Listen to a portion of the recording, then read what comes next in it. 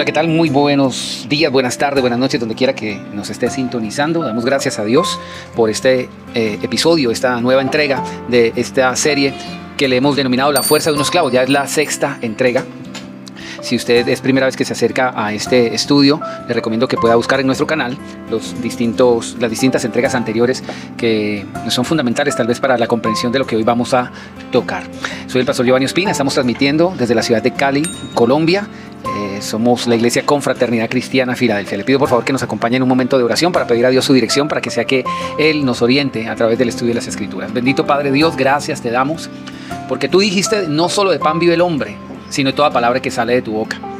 Hoy entonces reconocemos que la necesidad esencial para nuestra vida es tu palabra. Así como requerimos de manera urgente los alimentos y varias veces al día, no queremos ignorar que nuestro espíritu no puede estar reducido, Señor, a unas dosis pequeñas o elementales de tu palabra, sino que requerimos estar nutridos de manera permanente para no padecer de inanición espiritual, que es lo que nos hace estar flaqueantes en los momentos más difíciles y en las pruebas. Gracias, Señor, porque a través de esta serie de La Fuerza de unos Clavos nos muestras cómo tú, por haberte expuesto a la crucifixión y haber puesto tus manos en la cruz, en el madero con esos clavos, nos muestras que aún sigues sosteniendo nuestras vidas a través de la fe en ti, que nos dijiste que en el mundo tendríamos aflicción, pero debemos confiar en ti porque tú nos has dado la victoria sobre todas las cosas. Queremos conocerte y queremos, Señor, que no se muera en el raquitismo nuestra fe, Señor, sino que sea fortalecida, que sea levantada, Señor, para que podamos sobrellevar todas estas cargas y estas pruebas que nos acontecen con el propósito del mejoramiento de nuestro ser y que podamos ver tu gloria, como así lo dice tu palabra. Gracias te damos, Padre, en el nombre de Jesús. Amén. Bueno, en la última entrega habíamos analizado un pasaje que se encuentra en Mateo capítulo 16, que de manera muy somera voy a tratar de repasar. Es fundamental para que entendamos lo que hoy vamos a estudiar. En Mateo capítulo 16, Jesús le pregunta a sus discípulos, ¿quién dicen que soy yo? ¿O quién dice la gente que soy yo? Vimos que ellos le dieron le dijeron algo que habían escuchado de la gente. Unos decían que Jesús era un profeta, que Jesús era Elías, etcétera, etcétera. Pero vimos el contraste entre lo que la gente pensaba de Jesús y lo que el Señor Jesús le dijo a los discípulos, ustedes que son mis discípulos, ¿qué piensan de mí? Y en ese momento salió Pedro a decir, tú eres el Cristo, el Hijo del Dios viviente. Y el Señor Jesús le dijo en ese momento, bienaventurado tú, Cefas, porque no te lo reveló carne ni sangre, sino mi Padre que está en los cielos. Y ahora te digo que tú eres Pedro y sobre esta roca edificaré mi iglesia. En esa exposición del pasaje, estamos viendo que el Señor Jesús está diciendo, no importa el concepto que la gente tenga de mí, de Jesús va a encontrar muchísimos conceptos. Los religiosos tienen conceptos de Jesús. Los místicos tienen conceptos de Jesús. Los brujos tienen conceptos de Jesús. Y aún los ateos tienen conceptos de Jesús. Podemos encontrar una gran variedad de conceptos referentes a Jesús. Pero como la vida no se trata de escogerla por menú, usted va a un restaurante y cuando comes o pides comida a la carta, te dan varias opciones y tú eliges lo que quieres comer. Porque es un restaurante, pero la vida no es así. En la vida recibimos no las cosas que queremos solamente tener, sino las que necesitamos recibir. Dios, como buen padre, no nos concede todo lo que nosotros le queremos pedir, porque eso sería irresponsable. Si yo le diera, o si nosotros como padre le diéramos a nuestra hija todo lo que ella pidiera, te aseguro que ella nos diría que quiere desayunar con un helado de chocolate o con Nutella todos los días. Pero ningún padre responsable haría eso en sus 5 sentidos. De la misma manera, Hebreos capítulo 12 nos dice, y recordemos, este no es un libro, me refiero a la Biblia, de liturgias religiosas, sino que es el manual de excelencia de nuestra vida. Significa que nuestra vida no es cualquier tipo de vida, sino una vida excelente, a la que fuimos llamados.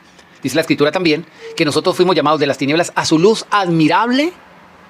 O sea, no es cualquier forma de luz. Nosotros podemos tener distintos tipos de luz en la casa. Usted puede prender una candela, un cerillo, una linterna o una lámpara o sencillamente un reflector. Todas son luz, pero no todas son una luz admirable. Una luz admirable es la que tiene mayor brillantez y que no hay sombra que la pueda vencer. Y la Biblia dice que nosotros fuimos llamados a ser ese tipo de luz. O sea, no nos conformemos simplemente con ser un cocuyo. Usted sabe lo que es un cocuyo, ¿verdad? Esos animales bioluminiscentes que pueden ser llamativos y atractivos, pero Dios, antes que querer que nosotros seamos atractivos, quiere que seamos o que impactemos nuestro entorno.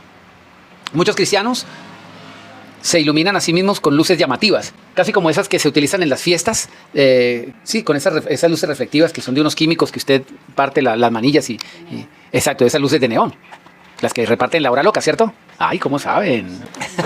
Y todas esas luces son muy bonitas, llamativas, pero eso no sirve para alumbrar.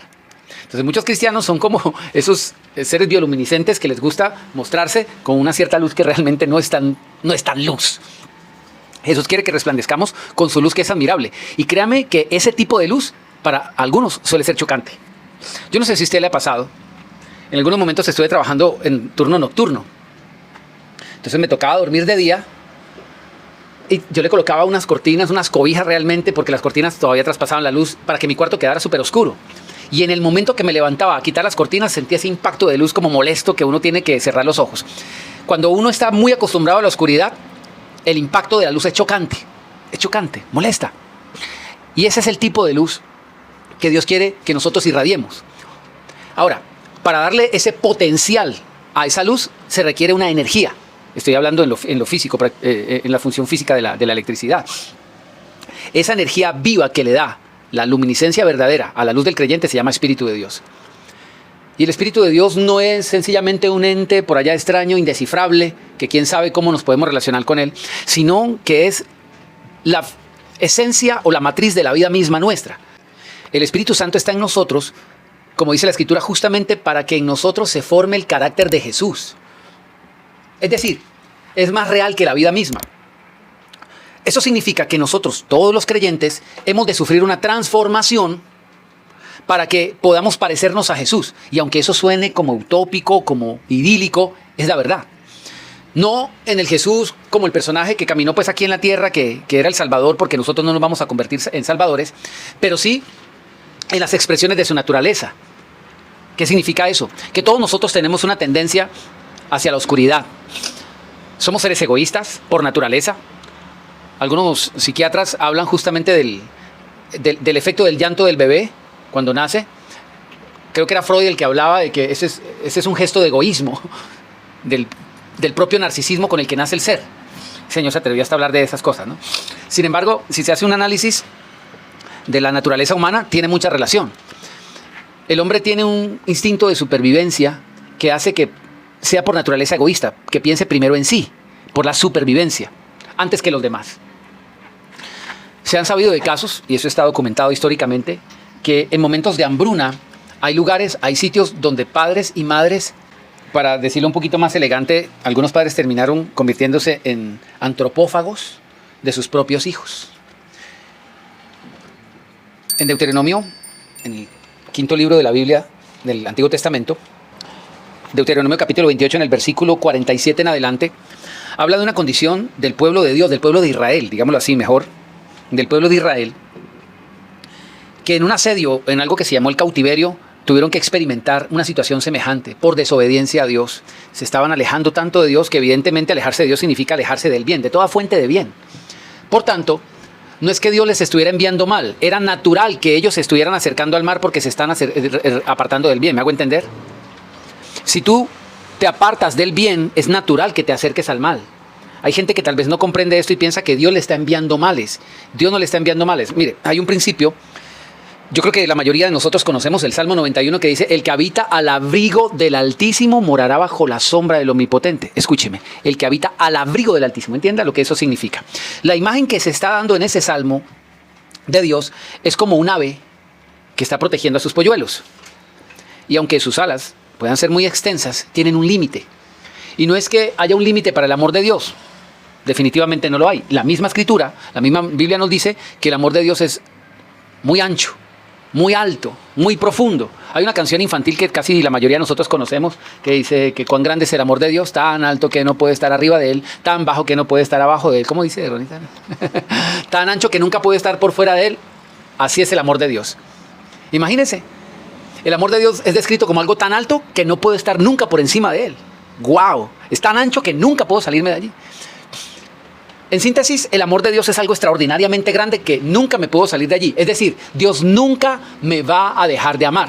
Ahora bien, El amor de Dios a veces es malentendido. La gente piensa que si Dios me ama, entonces, ¿por qué me deja padecer algunas situaciones? Hay un ejemplo en la Biblia de lo que se conoce como el hijo pródigo. Yo creo que la mayoría ha escuchado esa historia del hijo pródigo, que como siempre enfatizo, está equivocado llamarle hijo pródigo porque prodigar es una virtud. Prodigar es dar con generosidad y eso es lo que nunca hizo ese hijo.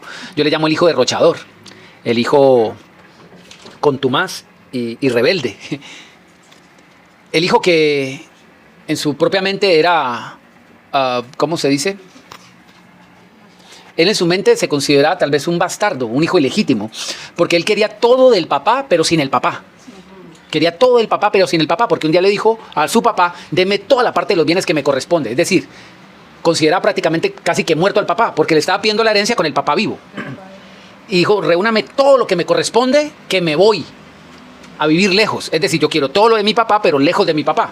Y se fue, y dice la Biblia que se fue a vivir perdidamente, porque es que no hay otra forma de vida lejos de Dios. No hay otra forma de vida lejos de Dios. Siempre que estemos lejos de Dios, no crea que vamos a vivir bien. Y dice que todo lo hubo mal gastado y después de haberlo todo mal gastado, comenzó a padecer hambre. Es una cadena, una seguidilla de situaciones que siempre se va a repetir. Eso no es un mero cuento, una mera historia. Se va a repetir en la vida de todas aquellas personas que a voluntad se consideren o consideren mantenerse lejos de Dios, porque Dios es la única fuente de bien. Todo lo va a malgastar. No quiere decir que no reciba algo, sino que todo lo va a malgastar. Y a causa de esa mala administración, por causa de no tener una relación con Dios, dice que va a empezar a padecer. Una cosa es tener escasez, otra cosa es padecer necesidad. Al punto que este hombre, el único trabajo que consiguió fue apacentando cerdos. Y eso es una humillación gigantesca para un judío, que consideran el cerdo un animal inmundo, porque es que no lo han probado en asado, a la barbecue. Imagínense. Y dice la escritura que este señor estaba apacentando cerdos y no se antojó del tocino que podía representar esos cerdos allí, sino que se antojó de la comida de los cerdos. En Ibagué eso le llaman lavaza. Por acá creo que le llaman aguamasa. No sé cómo le llamará en otros países, pero todos los desperdicios juntos. El caldo con el arroz, con el jugo y todos los huesos y todos los desperdicios y todas las cáscaras y todo junto allí, revuelto, con 10 tipos de caldos distintos, de quién sabe de cuándo serían, con todos los tipos de arroces distintos, de pepas distintas, todo revuelto, y esa era la comida de los cerdos. Y este personaje dice que ansiaba, escuche, hasta dónde llegó la ansiedad, ansiaba llenar su vientre de esa comida. Porque cuando muy bajo se cae, hasta se envidia la suerte de los cerdos. ¿Cómo es posible que un ser humano termine en esa condición? ¿Cómo piensa uno? ¿Y sabe por qué? Todo está definido en su relación con Dios. Nunca dije religión. Ahora bien, ese cuadro no se nos presenta para nosotros sencillamente llorar la desgracia humana, sino para ver la esperanza humana, que aún en la condición más paupérrima del ser, Dios siempre extiende su amor esperando que el Hijo regrese. Mire que en ese pasaje que Jesús explica, en esa parábola, nunca dice que el Padre fue a buscarlo. Nunca dice. Sino que el Hijo retornó al Padre. Por algo, y el principio fue conciencia. Esa palabra tal vez la han capturado para sí los místicos, y algunos piensan que hablar de conciencia es entrar como ya en misticismo, pero eso es una tontería. La Biblia dice en el Salmo 16 que Dios habla a nuestra conciencia. O sea que quien tiene cauterizada la conciencia jamás va a escuchar la voz de Dios por más que Dios le hable. Yo suelo trabajar con audífonos de manera permanente, porque trabajo pues en edición de videos y demás. Bueno, las personas que están escuchando el podcast voy a apelar a su imaginación. Imagínense que yo estoy ahí editando en el celular unos videos y tengo audífonos puestos. Y todo lo que veo a mi alrededor es gente haciendo muecas y señas. Como que me están hablando. Y yo digo, me están hablando a mí, están hablando entre ellos. Entonces tengo que ponerle pausa y quitarme el audífono para poder escuchar. Eso le pasa a algunas personas que han endurecido su corazón, le pusieron tapones al corazón. Y no es que Dios no esté hablando, sino que han decidido no escuchar. El Salmo 19 dice que Dios emite palabras en la creación. Todos los días que vemos el brillo del sol, Dios nos está diciendo, hoy es un nuevo día para empezar. Es una nueva oportunidad. Sí, el sol de ayer ya no existe. Este es un nuevo sol. Y no me refiero al sol, evidentemente. Estamos diciendo, hoy es un nuevo día. La Biblia dice, es la Biblia la que dice en Eclesiastés, es mejor perro vivo que león muerto. Para un judío, el perro es un animal inmundo. Y es la Biblia la que le dice, en el contexto judío, es mejor un perro vivo que un león muerto. Y luego dice a renglón seguido, mientras haya vida, hay esperanza. O sea que la razón de la vida es la esperanza. Quien ha perdido la esperanza ha perdido la razón de vivir. O sea que la razón de la vida es la esperanza. Quien ha perdido la esperanza ha perdido la razón de vivir. Por eso Dios todos los días nos renueva con un nuevo sol, así el día esté lluvioso o nublado, para decirnos, hoy puedes empezar de nuevo. El día de ayer ya pasó. El ayer ya no existe. ¿Sabe qué dice la Escritura? Nuevas son cada mañana sus misericordias. ¿Usted sabe qué significa tener algo nuevo todos los días? Estar de estreno, brother. Hay gente que solo estrena por allá los 31 de diciembre de cada 5 años. Y nosotros tenemos la oportunidad, escúcheme, de estrenar vida. No un buzo, no un pantalón, no una correa. No medias, como en los días de los padres les toca a algunos papás estrenar. O pañuelos. No zapatos, estrenar vida, y todos los días está esa oportunidad, pero a veces decidimos no escuchar. ¿Dónde ponemos la atención? ¿Dónde ponemos el foco de nuestra atención en la vida? De eso determina la vida que vamos a saborear. Yo he sido un poquito quisquilloso, poquito, para algunas cosas. Y tengo que decirlo, mi esposa hace un sancocho. Pero le echa unas ramas que yo digo, ¿por qué le echa esas ramas? Pero si sin esas ramas no sabría igual. Y a veces uno se pone a quitar, es que esta ramita, y uno le pierde la esencia del sabor al sancocho solamente por dedicarse a ver las ramas. Una vez invitaron a una persona muy negativa, a dar una conferencia sobre el mar, y lo único de que habló fue el mareo. Hay gente que no tiene la capacidad de ver más allá, sino de sus limitaciones. Cuando vieron a Jesús caminar sobre el mar, algunos dijeron, mire, dice que es el Hijo de Dios y ni siquiera sabe nadar. ¿Me hago entender? Hay gente que no tiene ojos para ver lo excepcional, lo milagroso. ¡Ey! No está nadando porque está caminando sobre las aguas. ¿No puedes ver eso? ¿Sobre qué océano nosotros podríamos caminar si tan solo pudiéramos tener un poquito de fe? Un poquito de fe nos cambia la realidad y el panorama. No nos cambia la situación que estamos experimentando, sino la forma de verlo. Porque hay quienes en cada posibilidad hallan una calamidad, cuando deberíamos en cada calamidad hallar una posibilidad. Todo es cuestión de perspectiva, y la perspectiva viene de la fe. ¿Y por dónde viene la fe, dice la Escritura? Por ver novelas todos los fines de semana, por estar pegado del celular, ¿verdad? La Escritura dice que la fe viene por el oír la palabra de Dios. Entonces, fracturamos nuestra fe cada vez que descuidemos la lectura de la Escritura. ¿Por qué tenemos una fe tan limitada, tan reducida, tan estrecha, tan angosta? Es como pedirle a un niño de 3 años que levante un peso para el cual solamente está facultado una persona que se ha ejercitado con bastante disciplina a levantar. Usted ha visto los pesistas que ganan medallas olímpicas levantando mucho peso. Estamos hablando de casi 200 kilos. ¿Usted cree que esta gente de la noche a la mañana hizo eso? ¿Usted cree que alguien que no tiene trabajados sus músculos y todo lo que se requiere para llegar a un envión, pues, disciplina, entrega, ¿cómo se dice? Algunos requerimientos que no tienen solamente que ver con hacer, sino con dejar de hacer. Abstinencia de muchas cosas, no trasnocho, no ingerir licor, etcétera, etcétera, tantas cosas.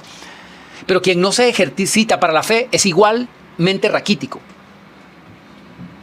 tanto física como espiritualmente.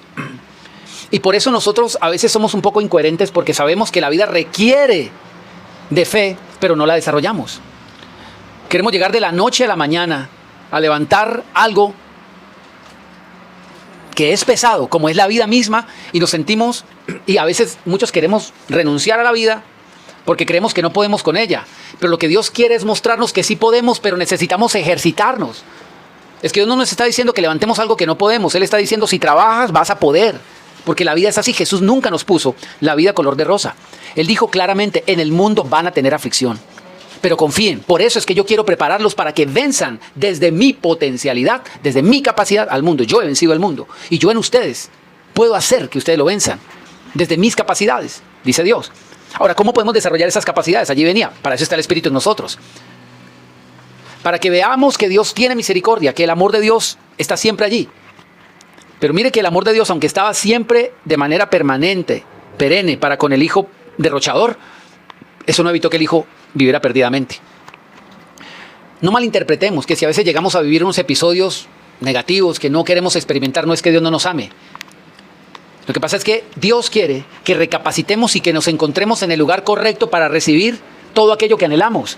Esta serie, para las personas que tal vez apenas están llegando a la sintonía de esta serie, esta ya es la sexta entrega, busque la entrega número 1, la número 2, la número 3. En la entrega número 1 estábamos hablando de un pasaje de Jeremías capítulo 29, versículo 11, donde dice Dios: yo sé los pensamientos que tengo al respecto de ustedes, pensamientos de bien y no de mal, para darles el fin que ustedes esperan. Dios tiene un plan bueno para mí, pero Dios nos dice cuál es la plataforma mediante la cual nosotros podemos llegar a cumplir ese plan de bien y no de mal. Porque Dios enfatiza que no es de mal, porque nuestra mentalidad carente de fe y de esperanza nos hace tener esa perspectiva. Siempre lo he dicho, a veces no vemos las cosas como son, sino como somos. Por eso el cambio de las circunstancias se deriva del cambio de nuestra propia mentalidad. Percibimos las cosas no como son, sino como somos. Para tener una perspectiva adecuada, correcta y esperanzada de las cosas, así tiene que ser mi mente. Pero mientras no sea así, no voy a cambiar mi realidad. Eso significa que tenemos el potencial de cambiar nuestra vida, nuestra existencia, nuestra realidad y empezar a vivir lo que Dios dice que tiene como plan para nosotros, que es bueno, que es agradable y que es perfecto. Y ese plan agradable, bueno y perfecto comienza con una revolución interior, de dejar de ser subordinados de unas maneras limitadas de pensar. Hemos recibido tal vez muchas situaciones duras en nuestra vida que tal vez ya no queremos exponernos a la esperanza, ya no queremos exponernos a los sueños porque no queremos ser defraudados. Pero justamente la vida se construye con sueños y esperanzas. Y por eso es que tenemos que aprender a robustecer nuestra fe para ser valientes y firmes, con carácter. El Señor Jesús nos presenta ese panorama cuando dijo en las Escrituras: el reino de los cielos se abre paso de manera avasallante, con fuerza. Y Él dice: solo los valientes lo arrebatan. Hay otra versión que dice los violentos. Pero los violentos no de una violencia negativa, sino de ser osados, de ser atrevidos, de aquellos que se atreven a creer que pueden hacer eso que tal vez todo el mundo dice que no. Lo del ejemplo de la pesa. Si Dios nos dice hoy tú puedes levantar 200 kilos, tú dices no, yo no puedo, y tal vez estés en la razón, hoy no puedes. Pero si inicias el proceso lo vas a lograr. Lo vas a lograr. Pero pretendemos llegar a un destino en el cual nunca decidimos poner el primer paso en el camino. Así es imposible. Pero Dios quiere animarnos a dar el primer paso.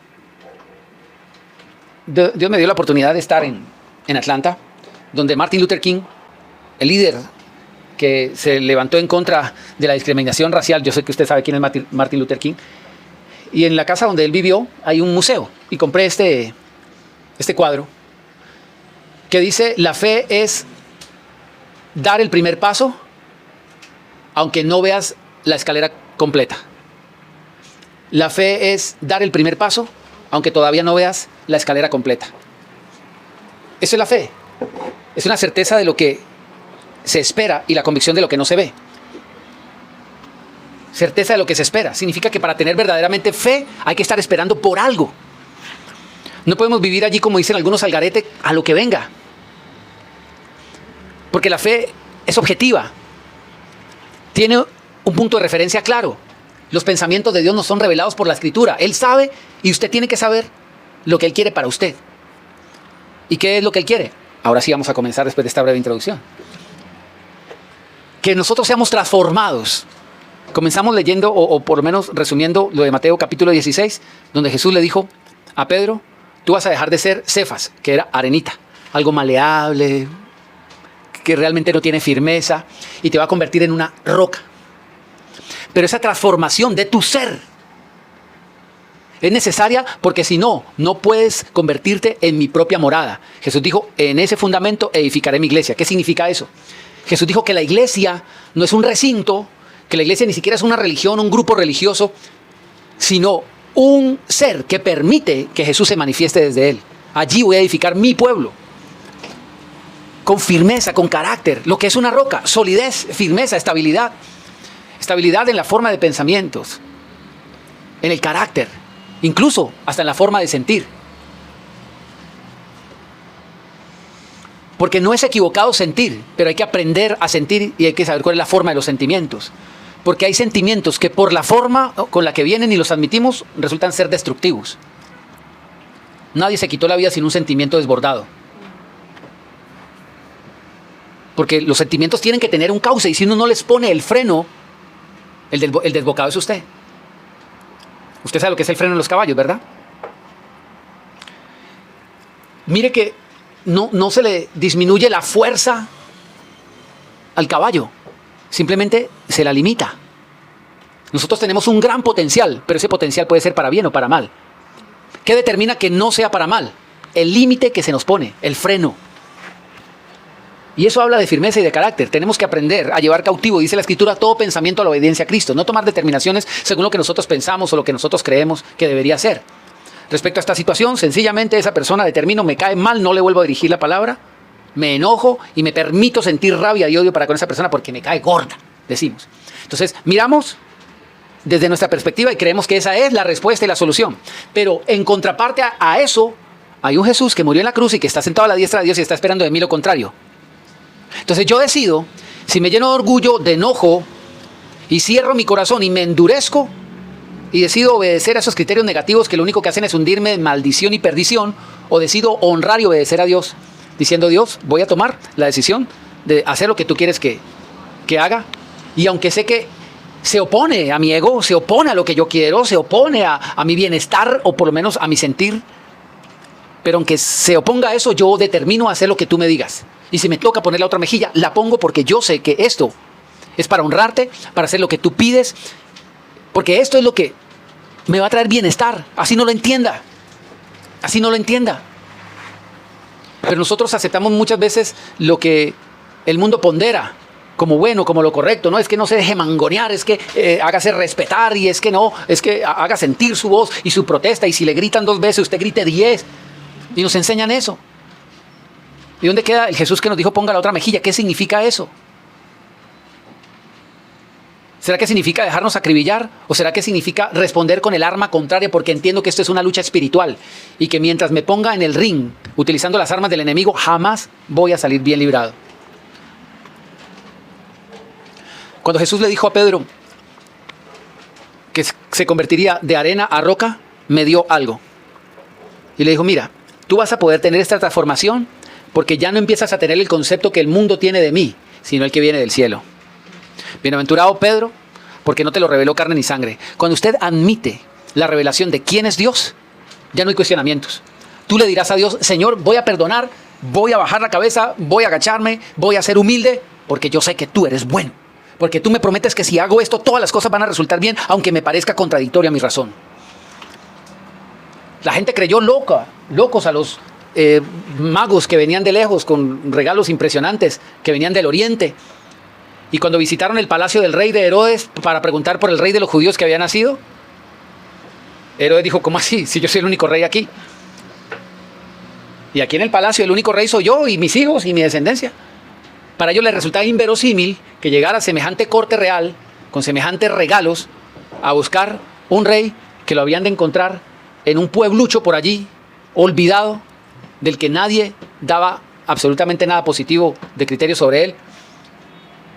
Y ellos van a visitar en medio de pastores, o sea, la plebe, al rey de los judíos que no nació en un palacio, sino en un pesebre.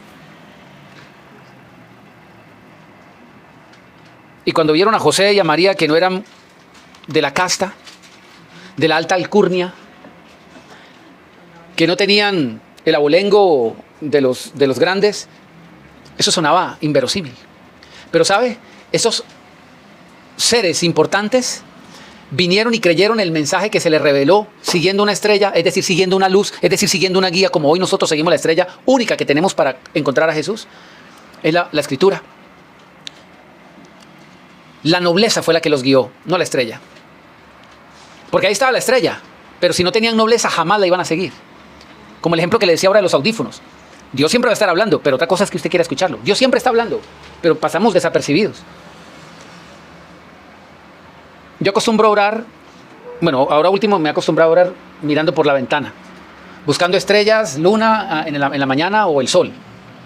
Y si no los veo, busco una nube para agradecerle a Dios porque yo sé que Él está allí. Y escúcheme,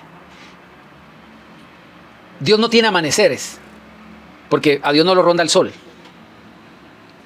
Es una manera de decir. Yo soy el que tengo amaneceres, pero yo sé que el Dios que voy a experimentar en ese nuevo amanecer sigue siendo el mismo y no ha cambiado. Él es bueno, no importa lo que esté pasando. Él es bueno, es todo lo que necesito saber. Y yo sé que ese mensaje lo está transmitiendo todos los días, de diferentes formas. Solo que tengo que tener ojos para verlo. Y cada vez que me siento en la ventana para mirar al horizonte, trato de ya no pensar en mis problemas, sino de pensar en las soluciones que Dios tiene del otro lado de las nubes. Dios está allí. Dios está allí. En alguna parte para algunos. Pero yo tengo que saber que Él está en mi corazón, con la solución absoluta y plena para eso que me angustia. Tengo que saber que sencillamente tengo que descansar. Ocurrió algo en un momento en el que los discípulos estaban con el Señor Jesús en una barca en medio del océano. Y dice la Escritura que se levantó una tempestad tan grande y Jesús dormía. Yo no sé, ese pasaje todavía me da mucha vuelta en la cabeza. Ellos no iban en un yate privado. Ellos iban en una pequeña barcaza de pescadores pobres. O si fuera de pescadores ricos incluso, no tenían las dimensiones de un yate ni tampoco la protección de un yate. Dice que se levantó tal tempestad que Jesús dormía. Y yo que pensaba que mi esposa era la que tenía un profundo sueño. No, yo me despierto por cualquier cosa. Porque ¿quién duerme bajo la lluvia y bajo un oleaje intenso?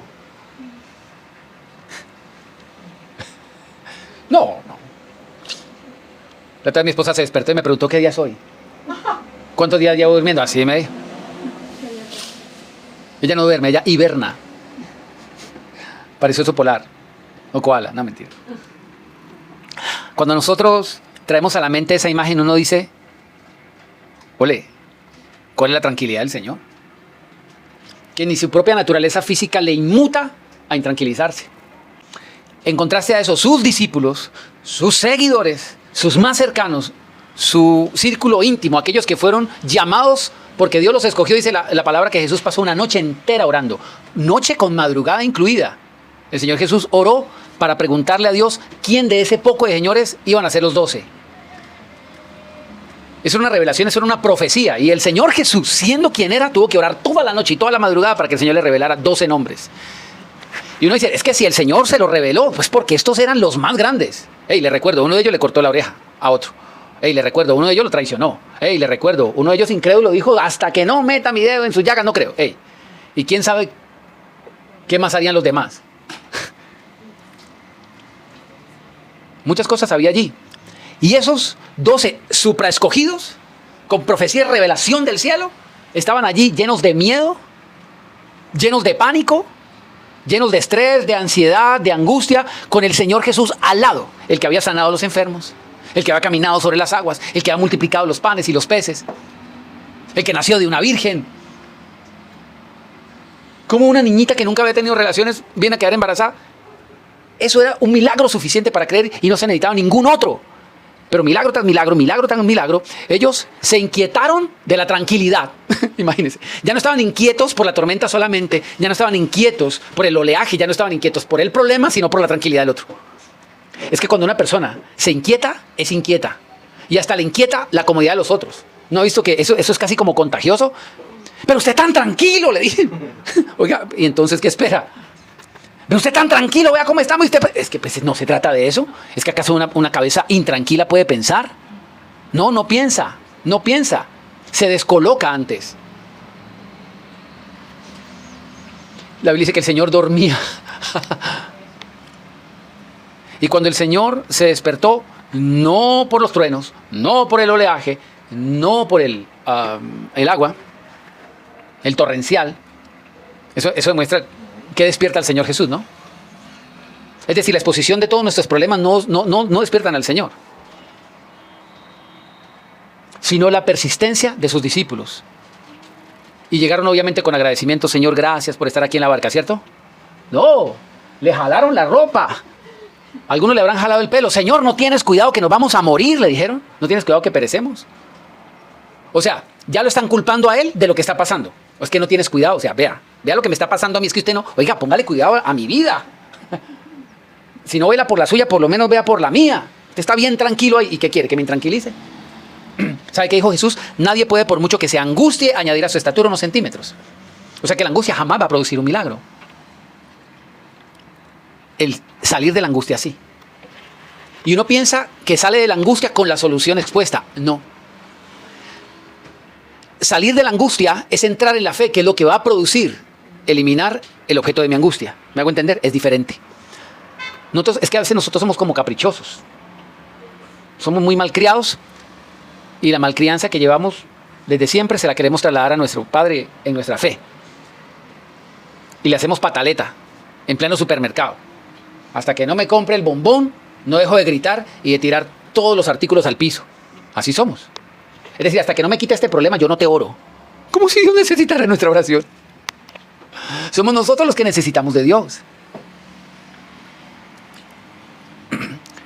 Dios, antes que quitarnos lo que llamamos problemas, quiere quitarnos la angustia que nos produce eso y pongamos en su lugar fe.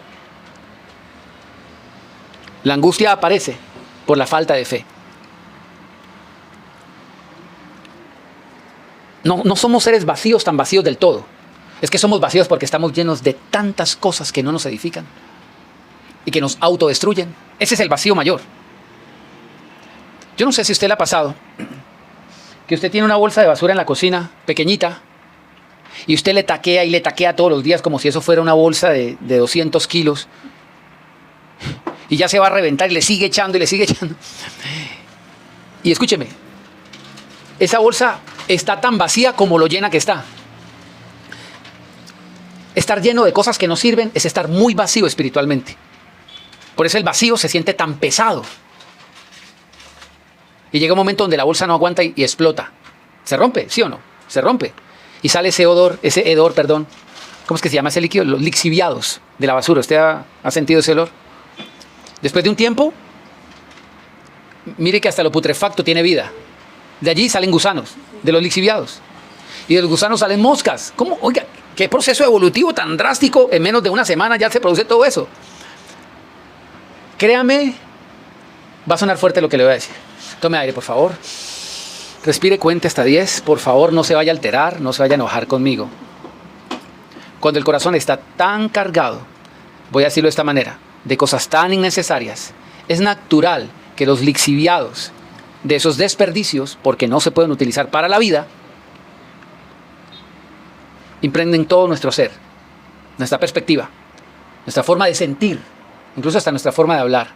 Por eso es natural que salgan moscas de nuestras expresiones y gusanos en nuestros pensamientos. Esos gusanos son esos pensamientos molestos que vienen y te dicen: no sirves, no vales, ódiate, odia a todo el mundo, odia a Dios, Dios es el culpable de todo, si te amara no estarías viviendo esto. Gusanos. Y luego salen moscas. Me odio, decimos, salen las moscas por la boca. Te odio, nos odiamos. Odio a Dios. Muy pocos en sus 5 sentidos dirían eso, pero nuestras expresiones suelen ser así. ¿Sabe qué Dios quiere? Decirnos con claridad: bote lo que no sirve. No lo admita en su corazón no es un basurero. Permítase conocer a Dios. Recuerde, de arena a roca, media la revelación de quién es Dios. Si el día amaneció nublado, busque a Dios entre las nubes. ¿Sabe cuál es la particularidad del girasol? Yo sé que nosotros conocemos los girasoles cuando ya están arrancados. No sé qué gusto le encuentran arrancar flores. Bueno, es comercio. Son bonitas allí. Pero me voy a meter en camisa 11 varas. Es como los que encuentran arte en el asesinato de un toro. Porque representa valentía, valor, enfrentarse a un animal exponiendo su propia vida. Pero si nosotros viéramos el girasol en su estado natural, es decir, pegadito a la tierra donde Dios lo puso, ¿sabe qué notaríamos?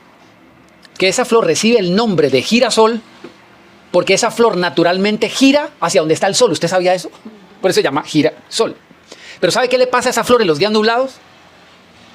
No gira. ¿Sabe usted? No gira. No gira. Sigue girando porque el sol sigue estando allí aunque no lo vea. Él sigue la luz del sol aunque no lo vea porque sabe que está allí. El sol sigue estando. Dios sigue estando en el trono. Y a veces decidimos darle la espalda. Y Él sigue estando allí, diciendo hay un nuevo día, hay una nueva oportunidad. Aunque el día esté nublado, aunque el día esté lluvioso. Recuerde lo que vimos en la anterior entrega, la entrega número 5. Búsquela allí en internet. Le decía, y ahí le doy la cita, no se la voy a dar ahorita para que busque la anterior entrega. El Salmo dice, Dios es nuestro amparo y nuestra fortaleza, nuestro pronto auxilio en las tribulaciones. No dice que Dios nos va a quitar las tribulaciones, sino que Dios nos va a asistir en medio de ellas diciendo, por tanto, porque yo sé que Dios va a estar conmigo allí y no voy a hacer la protesta de que me quite la tribulación, sino que me haré consciente de que la tribulación está allí porque requiero pasar por ella, pero yo sé que cuento con el acompañamiento de Dios en medio de ella, aunque ande en valle de sombra y de muerte, no temeré porque tú estás conmigo,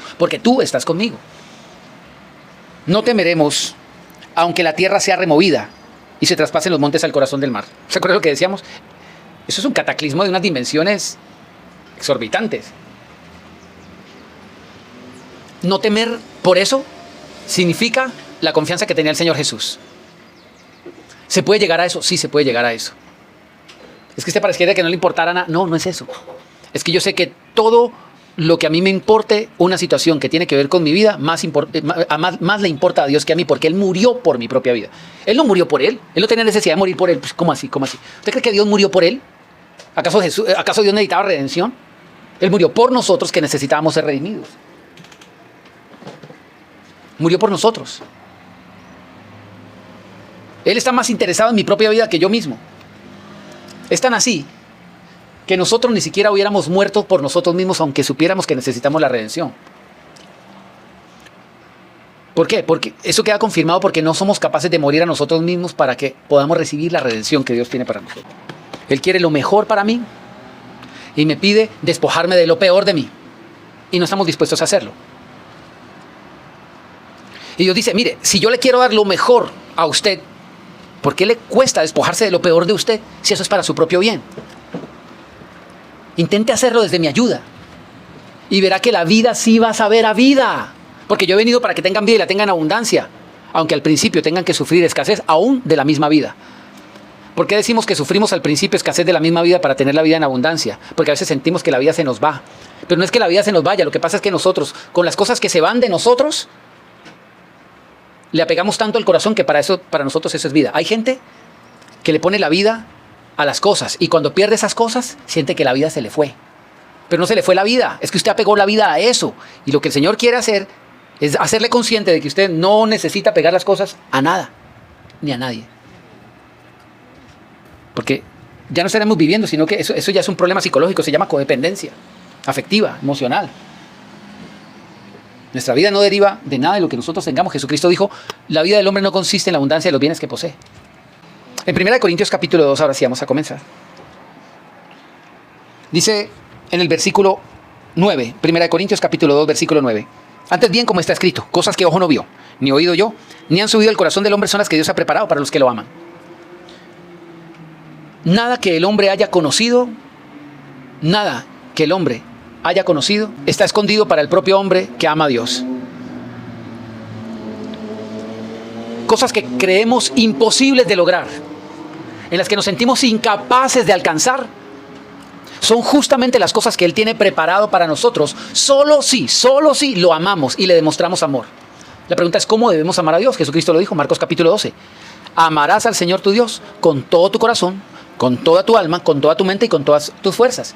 Significa entonces que para alcanzar eso que Dios tiene para nosotros, primero lo que tenemos que alcanzar es el poder despojarnos de las cosas que nos impiden amar a Dios con toda la mente.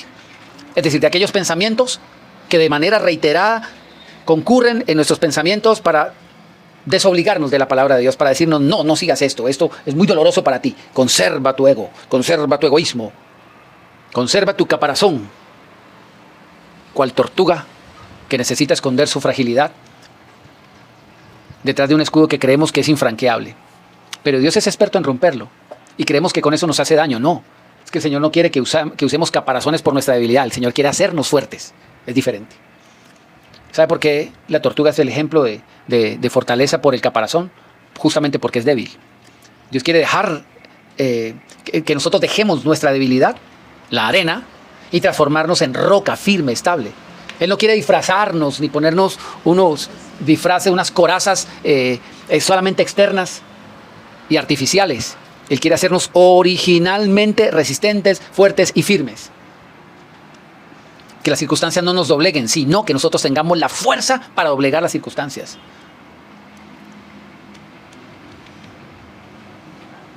Yo he visto gente que, tal vez algunas generaciones no sabrán de lo que voy a hablar, pero anteriormente, cuando no existían los celulares y solamente estaban los teléfonos que tenían un cable y se conectaban como con un enchufe a la pared, así eran los teléfonos antes, para que se vaya enterando. Y como usted no tenía la facultad de conocer todos los números, no se los podía grabar todos, necesitaba algo que se llamaba una guía telefónica, que era un libro como de 4.000 hojas, lo que llamaban el directorio telefónico, que era súper grueso, casi como un espesor de 10 centímetros.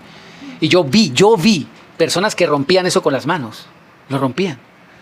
¿Puede creer que alguien pueda usar su fuerza? Bueno, hay gente que rompe teléfono, no hay gente que rompe los directorios. Bueno, ¿cómo desarrolló semejante fuerza en las manos para romper un libro de casi 4.000 páginas? O 5.000, no sé cuántas. ¿Sabe cómo se llama? Y solo con los dedos. Se llama entrenamiento, fortalecimiento. ¿Se puede llegar a la condición en la que las circunstancias ya no me dobleguen, sino que yo doblegue las circunstancias? La respuesta no es sí. La respuesta es todo lo puedo en Cristo, porque Él es mi fuerza. ¿Cómo rima? Pero a veces no rima con nuestro carácter. Tenemos que hacer que nuestro carácter rime con la palabra. ¿Cómo lo logramos? No hay otro camino, no hay otra manera. Rindiéndome a Dios y entendiendo que Él tiene algo preparado. Y que la única manera que puedo lograr llegar a ello es amar a Dios con toda la mente, con todo el corazón y con toda la fuerza. Todos los días tengo que insistir y trabajar en esto. Esto es un ejercicio permanente. Ejercitar las manos para romper el directorio telefónico es algo de cotidianidad, de un hábito, de construir un hábito. Es algo diario. ¿Cómo lo hago? Buscando de Dios todos los días, orando todo el tiempo, pero creyendo. La cuestión no es cuánto tiempo vengo orando por algo, sino cuánto tiempo vengo creyendo por ese algo que oro. Porque hay gente que ora desde la angustia, desde el dolor y no desde la fe. Uno no ora solamente para exponerle a Dios sus problemas, sino para tener la convicción de que Dios puede cambiarlos. No es una oración de fe presentar delante de Dios una circunstancia ante la cual pensamos que no va a tener solución. Entonces, ¿para qué oramos? Y eso casi que desilusiona porque nosotros decimos que nosotros sabemos que las cosas no son tan fáciles. Suena muy romántico, muy bonito, qué linda predicación, un aplauso, pero la vida no es así. Sí, la vida es así porque estamos permitiendo que Dios entre en la ecuación. ¿Y sabe cuál es la ecuación? Sencillo. Voy a hablarle algo de matemática, yo sé que tal vez no le gusta mucho la matemática, pero esta es una ecuación funcional. Dios más nada es igual a todo. Dios más nada es igual a todo. Todo sin Dios es igual a nada. Sencilla la ecuación. Dios más nada es igual a todo. Todo sin Dios es igual a nada. Sencilla la ecuación. Permitámonos creer y también permitámonos orar. No digo solamente que oremos, permitámonos creer con valentía, porque la oración, la fe para nosotros es un desafío, pero a Dios le encantan esos desafíos. Si usted lee el Nuevo Testamento, por eso tenemos que leerlo. Lea Mateo, lea Marcos, lea Lucas, porque si no, ¿cómo nos vamos a inspirar en fe? ¿Sabe qué notará usted allí? Que vino un poco de gente exponiendo unas situaciones gravísimas, casi que imposibles, pero nunca dejaron de creer y de creer también. Había una señora que pasaba con el féretro de su hijo. Féretro, estamos hablando de esto. Y además esta señora era viuda. Y ahora se le murió el único hijo, la única fortaleza que tenía, el único acompañamiento. Y de repente se ha encontrado una marcha multitudinaria y ahí venía Jesús. ¿Qué cree que hizo el Señor Jesús? Evidentemente le envió una corona fúnebre, ¿verdad? ¿Qué hizo el Señor Jesús? Le envió un sufragio. Mandó a escribir un obituario en el diario del día, ¿cierto? Hizo una oración de consolación, ¿cierto? ¿Qué hizo? Revolucionó eso. Le paró el llanto a través del asombro, demostrando quién era. Pero aquel que se muestra quién es como realmente es Él, está determinado por aquellos que creen que Él realmente lo es. Por eso le decía, la transformación de mi ser en una roca firme depende de la revelación que yo tenga de Él. Si usted lo único que cree que Jesús es un carpintero, no espere nada diferente a sillas y mesas de Él. Pero si para usted Dios es todopoderoso, no tiene por qué creer nada diferente, así sea considerado un bendito loco. Yo he visto, conocí a una jovencita, a una muchacha en una clínica, que todos los médicos la desahuciaron, que todos dijeron que se iba a morir, que le quedaba poco tiempo de vida. Y esa persona decía, no, me niego a creerlo, no, en el nombre de Jesús estoy sana. Y los siguientes exámenes salían mal y los otros seguían peor. Ella decía, no, en el nombre de Jesús soy sana. Pero no como una muletilla religiosa, sino porque lo creía. Y un día, todo cambió. Los médicos, estamos hablando de gente de ciencia, gente que estudió y que analizó todos los exámenes de esa persona, que vieron que todo estaba funcionando mal y de repente, sin ninguna explicación para ellos desde la lógica, esa señorita se levantó de la cama y ella, en su testimonio, cuenta, nunca dudé, a pesar del dolor y del sufrimiento. Lo del cabello lo de menos, pero usted sabe cómo sufre una mujer con su cabello, por las quimioterapias. Usted sabe solamente el dolor que le causó eso. Ahora el dolor físico, dolor. Toda la aflicción y todo eso, pero nunca dudó. Ella dijo, jamás cuestioné a Dios que por ser cristiana, mis papás cristianos me pasara esto. Yo sabía que esta enfermedad no era para muerte, sino como dice la palabra de Dios, para que la gloria de Dios se manifieste. Entonces empecemos a mirar nuestras circunstancias como la oportunidad para que la gloria de Dios se manifieste o no. Y está en determinarlo nosotros con nuestra fe, sin importar que caiga una u otra vez, 2 veces, 3 veces, no importa la circunstancia. Porque, ¿qué necesitamos? Rescatar nuestra propia alma de las tinieblas y la de los demás. No te digo que si crees verás la gloria de Dios. No nos resignemos a circunstancias que creemos que ya no tienen ningún otro desenlace, sino el que el diablo determinó. No. Tus finanzas no van a terminar mal. Tu vida familiar no va a terminar mal. No va a terminar mal, sencillamente porque yo conozco que los planes de Dios son buenos. Y cuando yo leo desde la fe la historia que Dios escribió en el libro de mi vida, yo sé que mi historia no termina así. Y lo que estoy viendo ahora tal vez no sea el panorama que estoy esperando, es sencillamente la demostración que todavía mi historia no ha terminado porque no termina así. Sé que tengo que pasar episodios como estos, está escrito en la palabra, aunque ande por valle de sombra y de muerte, no temeré. La sombra y la muerte están allí, tienen que ser atravesados, pero no temeré. ¿Por qué? Porque tú estás conmigo. ¿Qué está haciendo Dios aquí? ¿Por qué no te veo, Señor, obrar? Está conmigo atravesando el valle de lágrimas y de sombra de muerte que tengo que atravesar porque tengo que vencer y no va a ser posible sin la ayuda de Dios. No vamos a resignarnos, vamos a tener entereza, fortaleza, ponerle el pecho a la circunstancia, sabiendo que Dios es bueno, que se estén traspasando los montes al corazón de la tierra, pero yo sé que mi Redentor vive, que Dios es bueno, que Él no ha cambiado, que sigue siendo el mismo. Y Jesús expuso en Lucas en el 18 la necesidad de orar siempre y no desmayar, dijo Jesús, y con esto concluyo. Y les explicó la parábola de la viuda y el juez injusto referente a la necesidad de orar siempre y no desmayar. Pero no por comenzar con una oración de fe y luego terminar con una oración derrotista y resignada. La necesidad de orar siempre significa permanecer en esa fe, a pesar de lo que ocurra. Y se refiere a una mujer que se fue a pedir justicia, porque estaba siendo atropellada en sus derechos. Y todo el tiempo que ella iba, la recibían mal, y negativas. Y persistió, insistió. Y dice que un día obtuvo la respuesta de alguien de quien nadie nunca podía esperar nada bueno. La Biblia dice que era un hombre duro, injusto, que no temía a Dios ni respetaba a hombres. Y le importaba cero la condición de una mujer humilde y necesitada como la condición que estaba experimentando esa mujer. Y dice que le hizo justicia. Y termina el Señor Jesús diciendo allí, en Lucas capítulo 18. Y en el versículo 6 dice, y dijo el Señor, oigan lo que el juez injusto dijo. ¿Y acaso Dios no hará justicia a sus escogidos que claman a Él de día y de noche? A veces el refugio de nuestro dolor no es la oración, sino la propia angustia. Porque nos angustiamos y nos deprimimos de día y de noche, pero ¿por qué no de día y de noche oramos? Porque decidimos refugiarnos en la almohada. Pero la almohada, jamás, no he escuchado ningún titular de noticias que diga, atención, alerta, increíble, la almohada le solucionó un problema fulano de tal financiero. Última noticia. No la he escuchado. Decidimos refugiarnos dentro de nosotros mismos. Por un mal hábito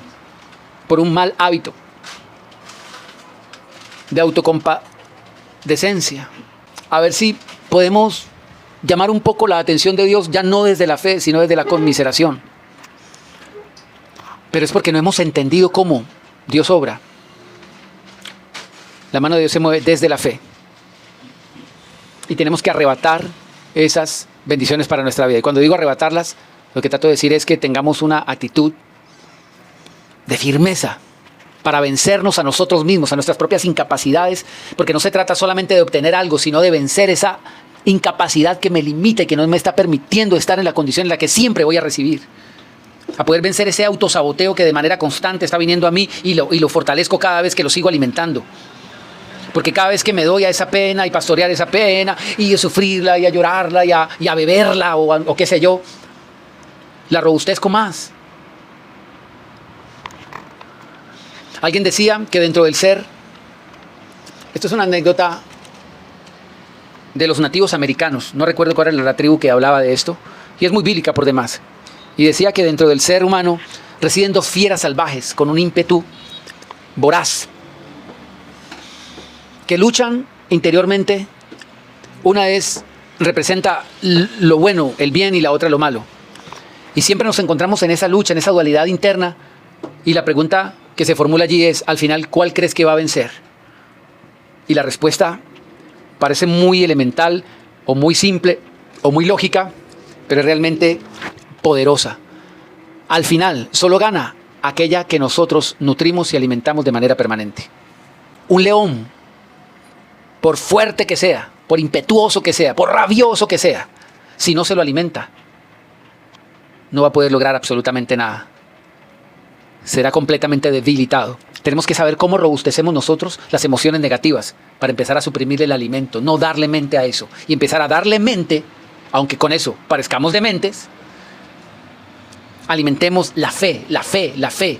Ser tercos, tercos, tercos, neciamente tercos no, sino sabiamente tercos, en enseñar a mi mente que no me va a dominar con los pensamientos negativos, porque yo creo en Dios y yo sé que Dios es bueno, aunque no entienda esta circunstancia, aunque no entienda por qué apareció esto en mi camino, aunque crea que no lo merezca, aunque crea que me están pasando cosas injustas, no me importa. Solo sé que Dios es bueno, solo sé que Dios es bueno y que Él escucha mi oración y que no va a desechar de mi oración, pero sé que tengo también que atravesar un proceso de transformación para poder ser realmente una verdadera habitación y morada y un templo sagrado a Dios dentro de mi ser, para que se manifieste con su poder y su gloria, porque la luz que Él quiere manifestar en mí no es sencillamente la de un cocuyo, sino una luz admirable que incluso incomode a muchos. El primero de ellos que debería incomodarse seríamos nosotros mismos con la luz de Dios, porque no nos gusta que nos toquen el ego, no nos gusta que nos toquen la forma de pensar y las cosas en las que nosotros hemos por años hecho una fortaleza para resguardarnos. A los que amamos a Dios, todo nos ayuda bien. Por eso Él dice que los planes que Él tiene son para los que le aman. Las cosas extraordinarias que Él ha preparado son para los que lo aman. Por eso entendemos que todo nos ayuda bien, porque todo está sumando para el plan de Dios y se va a lograr. Y no voy a desligarme de la tarea que me ha sido encomendada. Soy el guerrero que Dios ha puesto en mi familia para luchar por mi propia vida y por mi descendencia, para que no se vuelvan a repetir patrones de maldad e infernales que tal vez se han venido manifestando en mis generaciones. Yo he sido llamado para esta hora, para romper esa línea generacional de maldición y empezar a ser el puente por el que viene la bendición y el favor, y voy a pelear cueste lo que cueste, porque la historia de mi vida y de mi familia se tiene que reescribir y tendrá la firma de Dios, que me considera bendito suyo, esforzado, valiente, y como dice la Escritura en el Salmo 37, sepa usted que nunca serán avergonzados aquellos que confían en Dios. Nunca. No he visto a un justo desamparado, no he visto su descendencia que mendigue pan, no lo he visto. Empecemos a comportarnos como justos, creyendo que Dios tiene más y mejores cosas para nosotros, porque para eso, en su misericordia, las compró en la cruz, por amor de su nombre. Gracias, Señor Jesús, porque esta palabra para nosotros es un reto, un desafío bastante grande, Señor. A veces consideramos que no tenemos la fuerza suficiente para continuar. A veces parece tan sencillo creer, pero vivir la creencia de verdad que resulta bastante complejo. Pero claro, desde luego que lo es, porque alejados de ti, como tú dijiste, nada podemos hacer. Todo cambia cuando persistimos en la búsqueda, cuando persistimos en la relación contigo. Ayúdanos para dejar de refugiarnos en la almohada o en un soliloquio interno en nosotros mismos y empezar a buscarte ahora desde la fe, creyendo, Señor, que esta lucha que estamos librando con el mismo infierno que se quiere parar a detener nuestro avanzar contigo, para desarraigar las fuerzas de las tinieblas en nuestro hogar y en nuestra familia, saber que no vencerán, sino que nosotros contigo somos más que vencedores, y que le diremos a toda sombra y toda obra de oscuridad que no prevalecerá ni en nuestras vidas, ni en nuestra familia, ni en nuestras casas, ni en nuestra salud, ni en nuestra economía, ni en nuestro núcleo familiar, en el nombre de Jesús.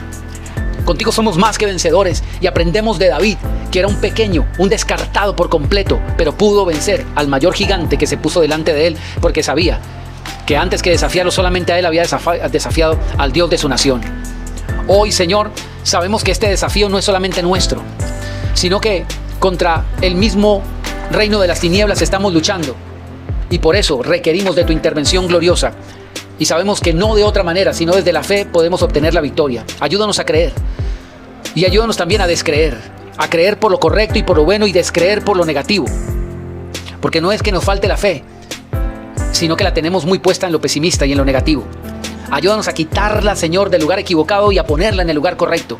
A creer que podemos, porque también es una decisión creer que no podemos. A creer que tú estás con nosotros y si tú estás con nosotros, ¿quién puede estar en contra nuestra? Que hemos decidido pelear esta batalla y por eso sabemos que nos vienen mayores embates, mayores luchas, pero estamos dispuestos a dar esta batalla porque tú estás con nosotros. Y no sin pelear nos concederás la victoria. Pero sabemos que a pesar de las cicatrices que nos queden, sabremos, Señor, que siempre, siempre de tu lado está la victoria. Queremos cobijarnos bajo tu amparo. Queremos estar morando bajo la sombra de tu protección y de tu bendición. No queremos salirnos de allí. Queremos estar justamente en el lugar propicio, donde se propician las cosas, donde ocurren las cosas, que es en tu presencia gloriosa. Gracias, Señor Jesús. Amén y amén.